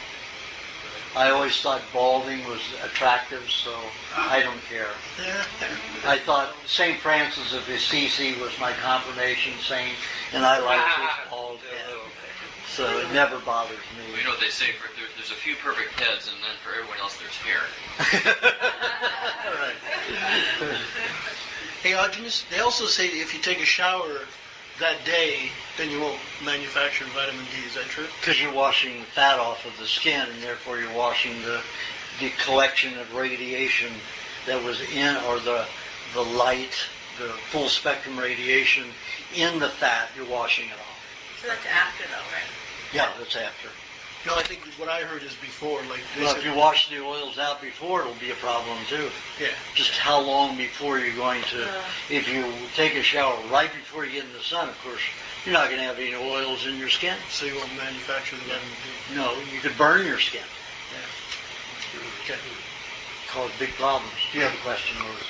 Yes, as far as skin goes, sometimes when I'm doing heavy work with my hands and all, and I'm not talking about massage, other things, whether tools or carrying stuff. Yeah, I notice these little spots of purple discoloration, almost like tiny little bruises show up on my skin. Thankfully, they go away quickly enough. So what exactly is that? Usually, they're called liver spots, but they could be from any kind of dark glandular tissue where they're no longer functioning in the gland or organ. So the cell does not help produce bile anymore. If it's the liver, it doesn't help create enzymes. If it's a pancreatic cell, if it's a gallbladder cell, the gallbladder cell is not retaining the bile properly and could cause toxicity. It can put it in the skin. That's what liver spots are. Well, I thought liver spots were brown. These are purple. Well, you have the ability to either change their pigmentation or you're just sloughing them off. Anyway, the point is they're not permanent. It's like a passing dysfunction. No, it's not a dysfunction. Purple is always a sign of healing. Healing? Yeah. Unless it's purple from radioactive material. But any wound that stays purple means you have reproductive hormones in it. You're still in a heavy healing process. So I like things, if I have a cut or a wound, I want it to stay purple until it's completely finished and then there's no scarring. As long as it's purple for as long as it's healing. If it turns, white or a discolored color before it's finished, then I'll have scar tissue. So purple is good. Purple just means that you're probably changing the coloration of those cells, removing the pigmentation from them, or you're just throwing them off as dead cells. See, when I have it, they stayed. For a while they stayed. Now they come and go like you. But for a while, they created freckles. People will call those aging liver spots. Those happened right after all my injections, when I was kidnapped and injected. So that happened when that happened. So now that's not happening anymore. I get the sun. They will turn purple, but they don't go away. But I found that if you have discolorations like that, you can put pineapple on them, and it will lighten the coloration. But it doesn't eventually disappear. Dissolve them. It will dissolve. Eventually. Okay, what time is it? We got time. Maryland. Yeah, we're going to go around again, but I'm not going to spend so much time. Yes. Did you get yours? Thanks. I've been making your cheesecake recipe a lot recently. Not great. I mean, Which one? Are you making the blueberry one from the DVD? Yeah, we've been making some variations. That's I don't know if the blueberry's in there, but it's on the DVD. But it just seems like one of the best foods other than like milk and meat because it's got so much cream, so much butter, so much cheese, and everything else in every serving. But I was wondering if that's ever like a good substitute for anything else, specifically like butter and cheese, because it has so much of those in it, or how it can be best be implemented. Well, that's fine if you ate that, that meat. If that's all you ate was, cheesecake and meat every day, probably enough. You might become a little overly acidic if you don't have, some little vegetable juice. Yeah. But it's something it's concentrated nutrients, and that's a good thing. Does it have the same kind of toxicity collecting properties? No, it does not, because you have honey with the cheese. Oh, okay. Which causes remineralization instead? Yeah, you utilize all the minerals in the cheese. Instead of having them sort of collect pass through and leave your body. Okay, cool. So cheese and butter still should be a separate thing? Cheese. Okay. Separate. It doesn't have to be cheese and butter unless you're having constipation. Right. So that's the only purpose of eating the butter with the cheese? Yeah. Okay. And it isn't that your body will really eat. The cheese is causing constipations because the cheese is dehydrated and it has a lot of concentrated fat.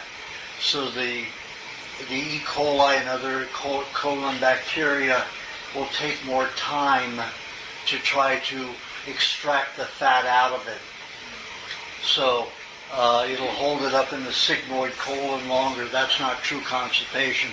True constipation is when you have a block in your intestines and you keep swelling with everything you eat because it's not moving through. Yes? Just to tie on to the cheesecake thing and the butter and cheese and butter and honey, I have really bad, mineral issues. I crave salt a lot, and I've had terrible teeth problems since I was really young. So I eat butter and cheese and honey, cheese and honey, to remineralize. But would cheesecake be similarly effective at remineralization? If you're putting the honey in the cheese part, the cheese butter part. Yeah, I put it on that. If you put the honey in the butter and mix that together and then put it in the cheese, it will not work. I do the whole fill. Yeah, all simultaneously. Yeah. Then yes, it will release the minerals. You will digest the minerals in the cheese. That was the answer he wanted. But it won't take out. But it won't remove the poisons. Okay. You have to eat separate cheese to do that. Yeah. What about when you eat cheese with fruit or something like that? Is it acting as a sponge or is it acting as a... It act as a detoxifier. And you will digest some of that cheese and maybe reabsorb the poisons. Unless it's cheese and dates or cheese and figs, dried figs. Cheese and apples. Cheese and pears. Any food with high pectin. Cheese and berries, because of the high pectin, will detoxify you. And you won't reabsorb. But it's only specific fruits that are high in pectin. Dates are high in pectin. Figs are high in pectin. Berries are all high in pectin. Apples are high in pectin. Some pears are high in pectin. So that would be a fruit meal in the schedule of things? That wouldn't be the same. It wouldn't behave exactly the same. When would you have? But that's when I would have it in place of a fruit. I don't have a lot of cleansing fruit anymore because it will just, I don't need that kind of cleansing anymore. It'll just put me to sleep, and I like to stay focused. So if I eat a normal fruit meal every day, I'll take a 2-hour nap in the afternoon. It means I'll be getting 5 hours sleep a day. And I need to be more productive than that. I'm happy if I get 3.5 a day, keeping it down. 4 at maximum. Is that how it's always been? Oh no, when I was very ill and sick, I was sleeping 22 hours a day to get well. But now that I'm healthier, Are you seeing that in a lot of people you treat that they don't need as much? they don't need as much sleep. A lot of people are now, they've been on it for 20 years and 17, 20 years, only getting 5 hours a day. And that's normal. 5 hours should be normal in a healthy individual. So I have a question. About the only raw food I can get to my son in China would be cheese. So how should he? Why not butter? I mean, I got to ship it from here. So? Okay, I'll ship butter too. Okay, so I have plenty of people living in foreign countries. Aruba, Philippines, their family send ships them 20 pounds at a time. Okay. But so I got milk. I mean, I have raw. Okay, cheese and butter. So Yeah, how cheese should and he butter. eat it? How you ship it? I mean, not how to ship it. How should he? You know, it's like I got to get my wife to go along with Make a this. cheesecake. Something your child will like. Oh, he'll eat cheese by itself. I mean, but there's like certain foods that are local, like some fruits or something. Well, I mean, if he's not getting good local food, then at least give him something that's going to build his system. Right. So something with honey with the cheese and butter, rather than just using it as a fill. Did you have a question, Marilyn? Still thinking. Pardon? Still thinking. Okay, we'll come back to you. Gonna hop around. You're eating right now. We'll come back to you. Michael, rescue. I think my eggs are related to eye strain. But when I talked to an eye doctor, he said it should only last a couple hours, but mine will last all night. I do a lot of computer work. I thought maybe if I switch from a liquid crystal to light application diode or something. It might, but you have to understand that it is impossible unless there's radioactive light getting into your brain, through your eyes, for it to be caused through your eyes. Your brain, when it swells, puts pressure on the meningi. You know you have no nerves in your brain. So when you have a headache, the headache's always in the meningi, the skin or in the brain. So the brain swells, presses against the meningi between the skull and the swelling in the brain. That is a headache. So what's causing the brain to swell? Radiation can do it. Usually not a lot of light into the eye can cause that problem unless it's radioactive. Sometimes EMF fields, if you're in, or you're working, do you have a tri-field meter where you can test it? Yeah. Okay. And when you're working on your mouse pad and all of that.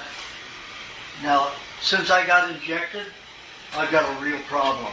They injected me with some kind of electromagnetic field conductor.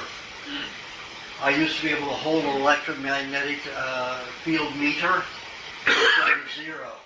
Now, if I touch anything electrical, I go up to 4 milligauss. If I touch my mouse, I'm up to 4 milligauss. I can put the meter right next to my mouse, even on my mouse, or my mouse on top of it, it gets a 0 reading. Same with my keyboard. But as soon as I touch either of them, that needle goes up to 4 plus milligauss. So they really poison you with a lot of stuff. How long is that going to take to get rid of? I don't have a clue. Don't have a clue. So I doubt that it's because, unless you're having an electromagnetic field problem, I doubt that it's caused through your eyes. Well, that's just because you're straining. You're working that part of your brain, but it's not necessarily the actual eye strain that's causing it. It's just the activity that the brain is ensuing when you're using your eyes. Start hanging around the eyes,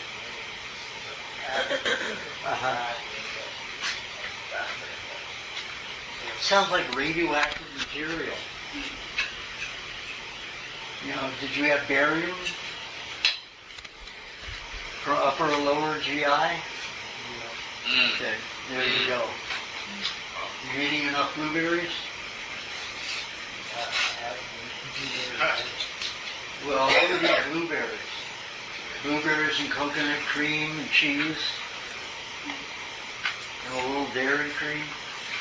At least every other day. I have a real problem. Pardon? Cheese, I have a real problem with it. Even by doing the suppository? Yeah, even with that. If you're between a rock and a hard place, it's either, slow bowel movements or headache, which is your preference.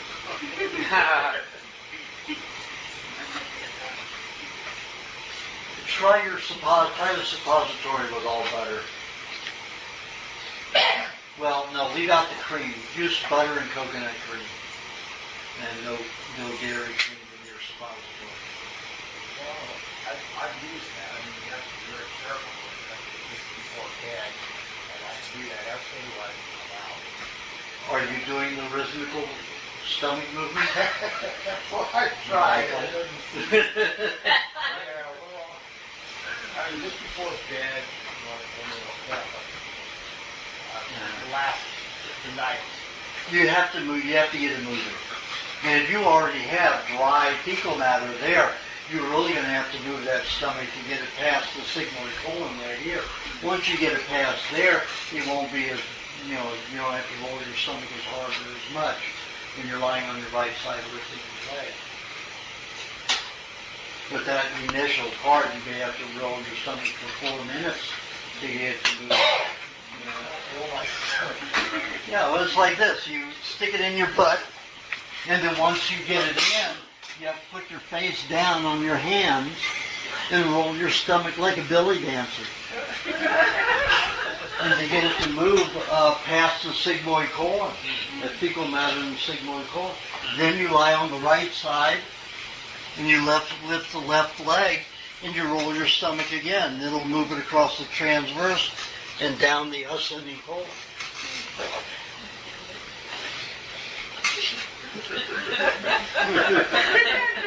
Good exercise too. It is. Yes, absolutely. And if you don't have that problem, then eventually you don't have to do that. You don't have to. Correct. Do that. It'll feed your brain and nervous system better. You can use that.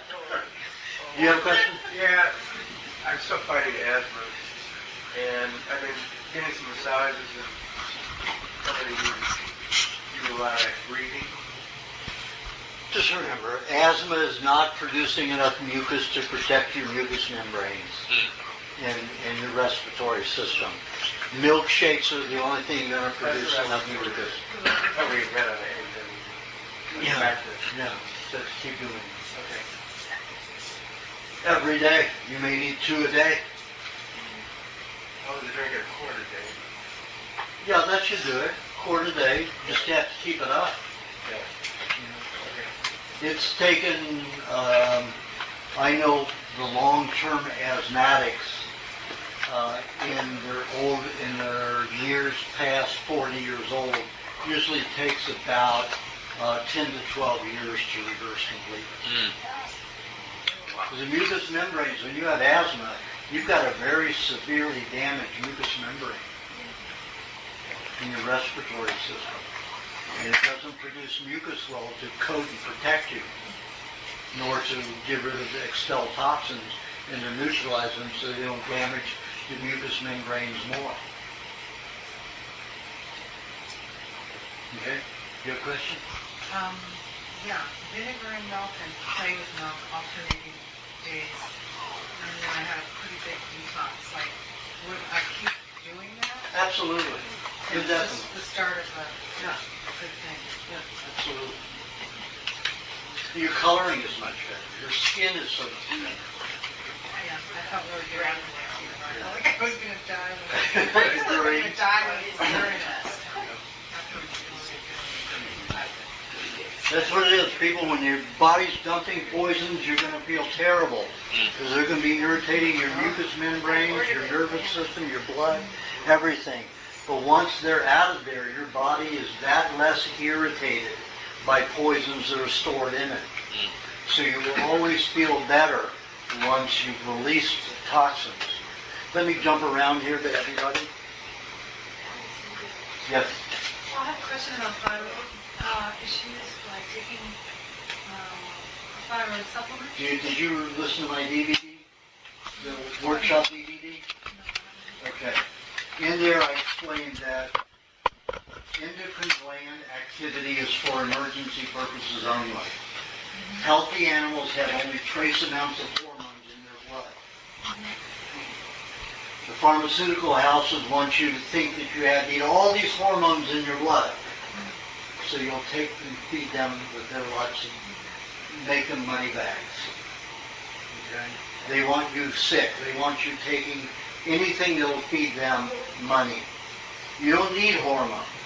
If you're on a good diet, you don't need hormones to generate energy. That isn't where you're supposed to get your energy. You're supposed to get your energy from fats. Well, I have no energy. I don't take any thyroid. Well, the thyroid doesn't have anything to do with energy. Thyroid protects the heart and lungs. It's the only gland where you have 5 backups. What is so important in the body that you have 5 backups for one gland? 1, 2, 3, 4, 5, 6. 6 backups because of the lungs and the heart. When I was doing my experiments with people, I realized that it was the heart and the lungs that the thyroid was guarding. It has nothing to do with hair loss, has nothing to do with weight, energy level, or anything like that. So I picked a football team, and I got a coach to contract with me that I got to stay on the field with them for a whole season.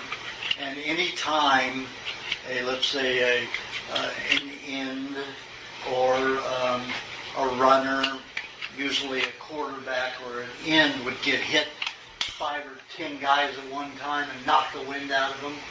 And if they were out cold, usually what happens is they get hit so hard, they stop breathing. Their lungs stop and their heart stops. Wow. They've got 6 minutes to start it going again.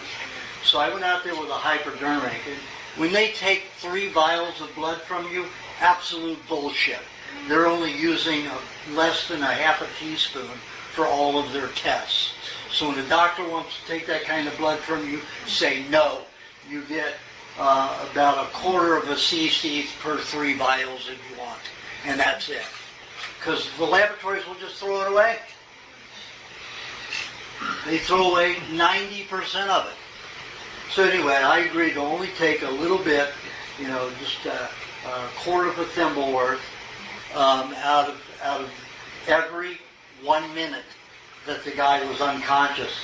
And you could see the thyroxine levels shoot up every minute until the person started breathing again and the heart started to beat.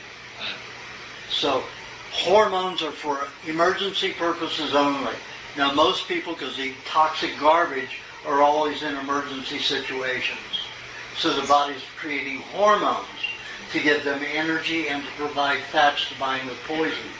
That's not natural and it's not normal. If you have an energy problem, you're not digesting your fats well enough. Eat pineapple, maybe little chunks of pineapple all day long. Or a teaspoon of papaya all day long. And let those help you digest. If you have a problem digesting protein foods, then pineapple's the one you want. If you have problems digesting fats, papaya is better. Although pineapple will work for either fats or protein. Okay, do you have a question? Yes. I broke my jaw in the beginning of March. What? Broke your jaw? Yes. Uh-huh. And by breaking it, you mean you dislocated, or you actually cracked the bone? Here and here. Uh-huh. And so when I sleep at night, the swelling goes down, and my teeth can fit together. But as soon as I wake up, it swells again, and I wonder if there's anything you could suggest to help the swelling. Pineapple, cheese, and honey help mend bone. Your bone's not mended yet. And you can put a hot water bottle there at night. So obviously you're not healing at night. Yeah. If all the water's leaving it. You're detoxifying dead cells if you're losing the swelling. But you shouldn't be losing the swelling at night. That means you're not healing, you're detoxifying at night. And night time's when you do 90% of your healing. Yeah. Now, when you use a hot water bottle, always wrap it in like a pillowcase. Flannel will keep it hotter longer. If you don't wrap your hot water bottle, it will only stay hot for 2-3 hours. If you wrap it, put it inside a flannel pillowcase and then roll it in it, wrap it in it, that hot water bottle will stay warm for 6 to 8 hours. Wow. Big difference. Huge difference. Okay, do you have a question? Yes. At the same time. Pineapple cheesecake be a good substitute? Pineapple what? Cheesecake. Yes, it would. That would be fine. And you can share it. Yeah, share it. Give us all.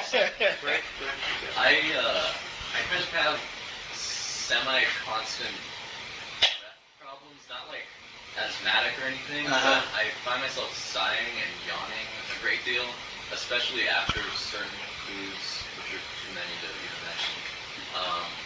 That's an indication you have some kind of anemia or leukemia. You're not transporting oxygen well. Your red blood cells aren't transporting oxygen well. And what would you recommend for that? Meats and cheese, meats and bone marrow and butter together. And then eat cheese and honey together about 30 minutes after you eat your meat meal. Right, I'm trying to do that more. Do you have a question? I'm sorry, I don't know your That's name. okay, Dana. Dana. Yeah, no, I'm going to just look at it. I think it's something everybody else already knows the answer to, so I'm not. Who's asking? Okay, no. Roger? Yeah, I have a friend that's about 70. He has very low energy. What would you suggest? Depends on what he's willing to eat. Well, you just tell me what it is. Well, anytime you eat meats and butter together, you're going to get more energy. Also, cheese and dates together for somebody like that. Cheese, dates, and butter together will give them more energy. Do you have a question? Yes. What can help for dry eyes? Because I know, like Egg white. egg white. Yeah. Just what? How do you do it? I just take an egg and I'll, make that hole in one end and I'll put a little bead of it there and I'll hold the eyelid down, the lower one, and I look up into my brain and I rub it along the white of the eye. And then I take it and roll my eye like a circus master and then it gets all coated. And it only takes about 3 minutes to absorb it. And it's the same, almost the same identical chemistry as your tears, except it has more protein, so it feeds the eye. So that strengthens the eye. You can also take butter, especially from sheep butter, and put that in your eye at night before you go to sleep. Sheep's butter. Oh, not cow's butter. You can use cow's butter. I said sheep's butter is a little bit more effective. Okay? So that will keep your eyes blurred for maybe an hour. So you want to do that when you go to sleep. So how often do you do it? Because sometimes when I try to read it, I get dry hands. Well, you can do the egg white as many times a day as you like. The butter maybe one time before you go to sleep. No, not at all. I've had people go and start off with some milk bottle, Coke bottle thick glasses, and in 3 years doing that, the egg white every day and the butter a few days a week, go from that to very thin glasses in the 5-year period. So. Do you have a question, Lord? Yes. When I was on my feet a lot, gathering signatures and all, standing long periods of time, I noticed achiness a lot along the crease in my upper legs, even some clicking. Now that I've stopped doing it and have a more normal lifestyle, it's gone. Now, well, what causes that, and how can one if you have? There's not enough. What do they call it? Bursa fluid leaving your hip bone, the bursa, going into that joint. Mm-hmm. And what you have to do is put a hot water bottle in that area to get the bursa going, or the lymph system feeding more fat into that area if your bursa isn't working. So it's a fat deficiency in there. And it could be just from the bursa fluid doing it, or the lymphatic system is not feeding that joint properly. It could be a lot of toxins that you're removing from your bone marrow out that femur joint, and that will cause it to dry. So there are three reasons that it could be. Yes. Well, yeah. More on the upper abductor muscle. That area is where I felt it most of. Well, if it's coming out the bone, it will leak out the muscle until the muscle can throw it off into the connective tissue. Right. I see. But I would put a hot water bottle down there every night that you have that problem. Okay. Okay? Do you have a question? Yeah, I do. So, like, 25, 30 years ago, I sprained my ankle with like a zipper, and I think I was back on it in a month running and stuff like that. But I was always like heel to toe. But now it's like I go barefoot all the time. I try and walk on the balls of my feet, and it's like there's like scar tissue or something, and it's just like I can't run that. I can still run heel to toe, but I can't run on the balls of my feet. What can I do? You can put rub pineapple, just little thin pieces of pineapple around the area. About a minute and a half, rub it into the area, all around the whole foot, the whole ankle, the area. So the enzymes can get in there and start breaking up the scar tissue. Okay. And it'll be a gradual thing, may take a couple of years. Yeah. And then you put mix your bone marrow and butter on there during the day. And to help it, to regenerate tissue there where you're going to replace the scar tissue. Okay. Okay? That sounds good. It's easy enough. Bone marrow and... Just have to take the time and do it. Yeah, that's not a problem. Okay, great, thanks. Okay. Yeah, I notice when I wake up in the morning, I have pain in my chest, like as though it's an environmental thing, I think, because I have to leave my window open sometimes, and I notice when I wake up, it's like, I feel like I have pain in my chest, and then I feel that, like, weirdness in my arms, and it's been happening a lot. I'm just wondering... What's the weirdness you have in your arm? It's like a sensation. I know, but is it a heaviness? Does your arm feel heavy, or does it feel tingly and light? It has a tingling feeling. Okay, that's just your nervous system coming alive. And I notice, but the chest hurts. Yeah, it's from the lungs channel going down. Yeah. If it were from your heart, it would feel heavy. Yeah. So it's the nerves going from your chest, usually from the bronchioles, into these lymph glands. Yeah. And the lymph glands have to dump the poison. And I noticed sometimes I smell ammonia, and it's nothing, there's no ammonia around. Oh no, your kidneys produce ammonia. And if that gets into the blood, you'll end up in your armpits. You can even end up in your lungs. Nothing. Is it the little pass? Yeah, it passes when I'm walking around after. Yeah, you need a little chip of pineapple with a little chip of butter or something like that. I have to go get my daughter. Okay. But thank you so much. All right, you're welcome. Bye. Hearing your talk, I'm thinking maybe I could avoid this weight loss thing and just have a little bit of pineapple regularly because it's just digestion that I'm lacking. In other words, I got super puffed up one time. I drank, I didn't really think it was going to happen, but I had a little bit of salad dressing and it was just vinegar and oil. So I thought, wait, what a drug, And it went nuts. And my stomach, like bloated, like a balloon, Absolutely. And my stomach never came back to normal, after months. But if I try this little bit of pineapple and a little bit of honey with it, or a little bit of butter with it, just like an hour, every hour or two, or something like that. Yeah, just cut up some chunks, put it in a jar, and take a chunk about every 2 hours. With 2 to 3 hours. With cream or butter. No, if you're having that small of a chunk, you really don't need. You could have maybe half a teaspoon of butter with it, or a little bit of cheese with it. Okay. That's now in place of weight loss. No, I don't want him to do a weight loss. He's already lost a tremendous amount of weight in his neck and face, arms, legs, everywhere, except here. This looks so much bigger because he's lost all the other weight. So he doesn't really need to lose any more weight. I prefer he doesn't go into weight loss. I prefer he eats the pineapple and see how that works for him. Get the digestion moving better. Do you have a question? Yeah. John Ott said we should get about 6 hours a day of unfiltered light to our eyes. What do you think? Well, that's if you're on a shit diet.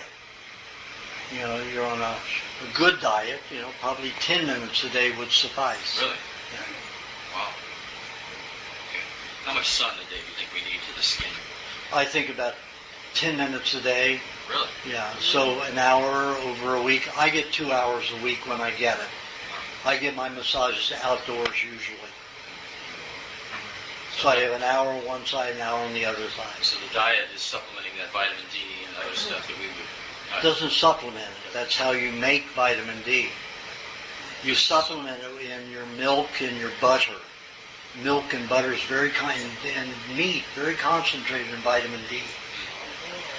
So until you cook it, then you destroy the vitamin D. I had a real major reaction on my leg that was a healing reaction, I think, and you were trying to help me through it, and I couldn't get any relief. It was swelling, and I was detoxing an area that happened to me. But the only thing that brought relief is when I got out in the sun and exposed it to the sun. In about 20 minutes, I started to feel relief. So in certain cases, you need more if it's a healing crisis or whatever. Yeah. Great. Thanks. Right. Sometimes when I'm doing physical work, like heavy work, I get sweaty and my shirt's wet, and I'm always thinking, I wonder if I'm reabsorbing this stuff because my shirt's wringing wet. Is that a problem or is it not? I mean, just No, it isn't really a problem. At night it is. If you're perspiring a lot, it can be. So I say if you're going to use a lot of hot water bottles while you're sweating at night, or if you normally go into a perspiration during the night heavily, put towels around you and wear long underwear that's cotton to absorb it. So it pulls it away from the skin. Right. But if you're like playing tennis and your shirt's wet, you're evaporating most of it. Oh, and the stuff, even though there's no residue left over from the evaporation that sits on your skin? Yeah, it can have that. Does it get wipe it reabsorbed? off? It can damage the skin. It won't reabsorb it. Oh, it won't get sucked back in. No, it could damage your skin depending upon what it is. Yeah, I've never had any skin damage from this. So it's nothing. Well, you wouldn't tell. It'd be on the top layer. Oh, okay. I have two questions now. I have a piriformis muscular spasms because I had damaged the nerves in the spine lifting something. I have a slightly squished vertebrae. The bursa, whatever. Mm-hmm. Yeah. What did you say? I damaged the cushy part in the spine, and so it actually affects the nerves in the. So if I lift things, a muscle in my butt will spasm. Anyway, is there something I can do to improve that? Or? Yeah, you can take the butter and bone marrow mixture, equal portions. Like 2 ounces of each. 2 ounces of each of a tablespoon of pineapple juice. Take a piece of pineapple and squeeze a tablespoon into it. And then massage that into the area and then put a hot water bottle on it at night. Okay. And the other thing is, what could cause pain in your heart? Many things can cause pain in the heart. Even lactic acid buildup from heart activity can cause pain in the heart. But usually it's some kind of chemical, mercury, formaldehyde, something like that that's stored in the heart muscles. Okay. That's what I was thinking, because I know mercury will cause pain. Yeah. Severely, yeah. Thallium can cause pain, formaldehyde, Windex. Windex is one of the most toxic household substances. Really? When I see people use it, they have green glow, chartreuse glow in their bodies, and it just eats away at the system. can't get close to that. Yes. Oh, I can't take Smell it. it. It's like, I immediately, It I hurts carry my a lungs. mask with Oh. me. I immediately put a mask on or get the hell out quickly. Nasty stuff. Okay. When we are when she writing- has the heart pain, just quickly, does that mean the toxins are coming out, or just in there? Is it an indicator that you're releasing the If toxins? she's on a good diet, her body will be detoxing. If she isn't on a good diet, may not be moving, just creating more damage. Before everybody goes. Yeah, I'm asking this because Tamara. Pardon? I'm asking because Tamara was talking about having pain in her heart. I haven't had any of mine for a long time, but. But hers She is feels- arsenic. Oh, hers is the arsenic. Hers is the arsenic. Arsenic can cause that. if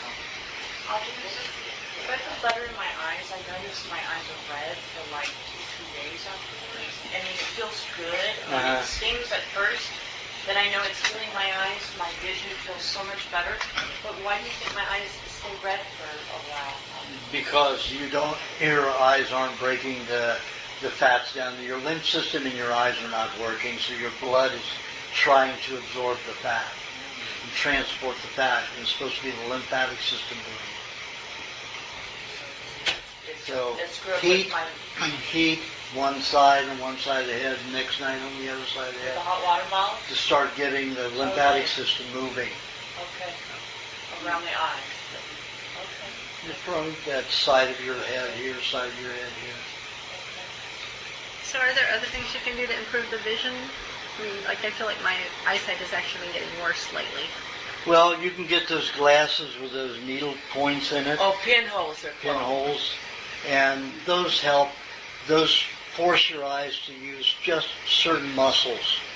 And it's funny, your vision will improve immensely when the whole eye is not working every muscle. And you just use them for, maybe 30 minutes a day. Going outside, like And that'll letting help. the sun. Letting Sun, of course, Okay. sun in the eyes help. Create vitamin D, make the eyes stronger, the eye muscles. Okay, we're here at 5 o'clock. We got all the way around. Right.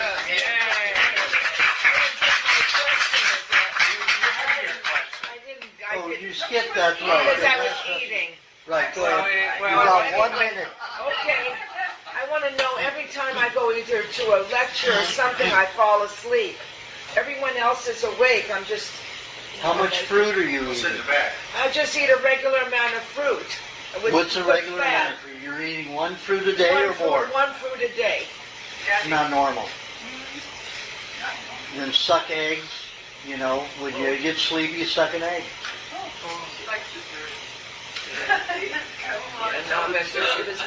Fruit will make you sleepy. Well, that's If I eat more than 1 fruit a day, I'll sleep more too. nothing wrong with it. Well, you go into a heavy detoxification. And your body just has to poop out and not use any energy except on handling the poisons in the body. Anyway, thank you. Now, if anybody could take some cards and hand it to somebody that doesn't know about chemtrails, we are going to try to raise the awareness and stop this mass of Poisoning. chemical poisoning of aluminum, barium. We did the test. High amounts of aluminum came out, and barium was the highest on it. So we have it on the LosAngelesSkyWatch.org. And our group donated $200 to Mike Murphy's second film, Why in the World Are They Spraying? Now, you want to know why they're using so much aluminum? It enhances explosions. So When you put aluminum, if you put 15% aluminum in gunpowder, it increases the power of the gunpowder 3 times. If you raise it to 25%, it creates 5 times more power. So they're getting ready to blow us all up on certain vibratory levels. I can't hear 2 people at once. So by eating this diet, you're going to keep a lot of that aluminum harnessed. So when they start using the heart to blow us up, it won't affect us the same way. Other people are going to have explosions in their blood, in their brains, everywhere. They see people passing out the eye.